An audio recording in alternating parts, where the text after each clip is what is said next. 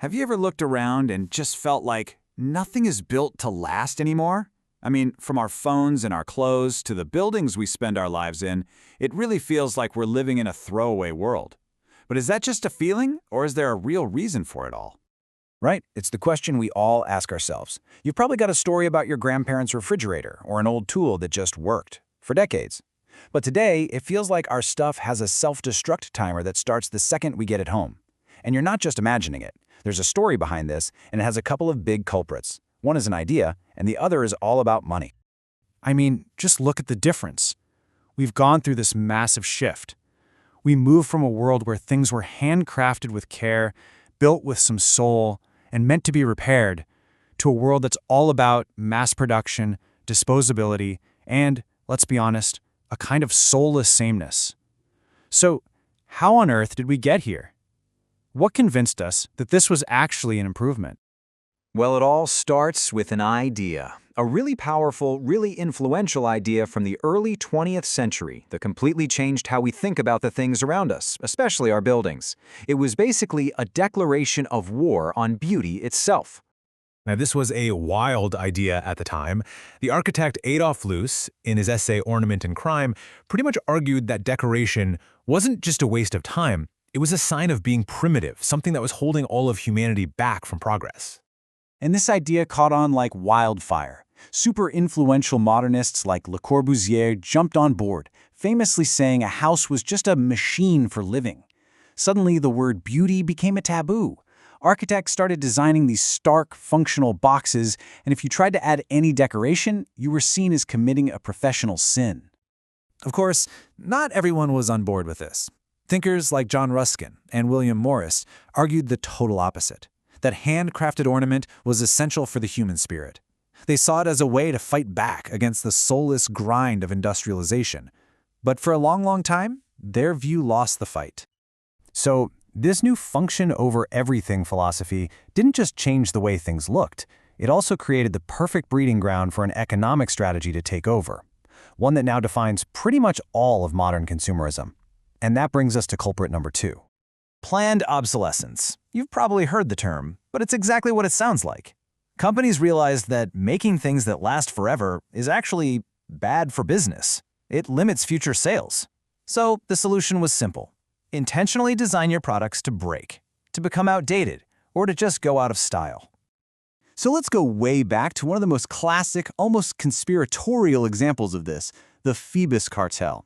Back in 1924, all the world's biggest lightbulb makers, we're talking General Electric, Philips, the big guys, all met in secret. And they had one goal. Their plan was genius, in a devious sort of way. They agreed to cut the lifespan of their bulbs from over 2,500 hours down to just 1,000. And get this, they would actually fine any member whose light bulbs lasted too long. It guaranteed that people would have to keep buying more forever. Okay, fast forward to today, and you see this business model absolutely everywhere. The entire fast fashion industry is built on it. They pump out cheap clothes that follow these lightning-fast trends, making sure that what you buy today is both physically worn out and psychologically out of date in just a few weeks. Just think about that number for a second. 7. An item is worn just 7 times before it's thrown out. This system literally turns clothing from something durable into something disposable, and it creates millions upon millions of tons of waste every year. And it's not just clothes. The tech world is a master of this. I'm sure a lot of you remember Batterygate, right? When Apple was caught intentionally slowing down older iPhones with software updates, suspiciously right around the time new models were coming out. Now, Apple said it was to help with aging batteries, but for a lot of people, it felt like a clear push to make them upgrade. And it wasn't just a feeling. The whole thing led to a massive lawsuit that Apple settled for up to $500 million. So yeah, this wasn't some internet conspiracy theory. This was real.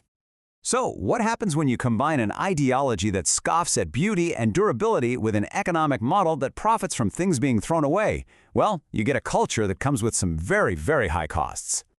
And check this out, because it totally flips what you'd expect. We tend to think the biggest environmental cost of our phone is plugging it in every night, right? But the reality is, nearly 3/4 of a phone's entire lifetime energy use happens before you even open the box. It's the constant manufacturing of new ones that's the real problem. And the fallout from this is everywhere. We're drowning in e-waste and mountains of old clothes. We're burning through precious rare earth minerals. For our wallets, it means we're constantly paying to replace things we already own. And there's even a psychological cost. Studies show that living and working in dull, purely functional spaces can actually raise our stress levels. Okay, so that's the problem. But here's the good news. It is not all doom and gloom. There's a growing movement of people, consumers, designers, even some governments, who are starting to push back and fight for a world that's built to last again. Leading the charge is the right to repair movement. And the idea is super simple, but it's also revolutionary. If you own something, you should have the right to fix it. They're fighting for access to the parts, the tools, and the manuals that companies deliberately hide away to force you into either buying a new one or paying for their expensive repairs. And this is where we all come in. This is how we can be part of the solution. It's about changing our own habits. Before you throw something out, ask, can this be fixed? It's about seeking out and rewarding the brands that are actually trying to build things that last. It means choosing one great thing over 5 cheap things, and embracing secondhand and vintage. That's not just a style choice, it's a direct rebellion against the throwaway model. And this is where our whole story comes full circle, in a really cool, unexpected way. We started with this war on beauty. What if bringing beauty back isn't just about making things look nice? What if it's actually one of the most powerful things we can do for sustainability? This quote really just nails it. Think about it. We don't save things because they're made of recycled plastic. We save them because we care about them, because we form an emotional connection. A beautiful, well-crafted object inspires us to love it and take care of it. A cheap, soulless, ugly one doesn't. You could say that beauty is the ultimate enemy of disposability. And this is not just some fuzzy philosophical idea. It has real, measurable effects. Check this out. A study looked at 2 hospital wards. One was old and ugly. The other was newly renovated and beautiful. The results were incredible. Patients in the beautiful ward needed less pain medicine and were sent home 2 days earlier on average. Beauty isn't a luxury. It's fundamental to our well-being. So I want to leave you with this final thought. We often talk about sustainability in terms of energy efficiency or recycled materials, and those things are important. But what if the single most sustainable feature, the one that makes us want to repair something instead of replacing it, to cherish it instead of discarding it, isn't a feature at all? What if it's a feeling? What if the key to it all is beauty?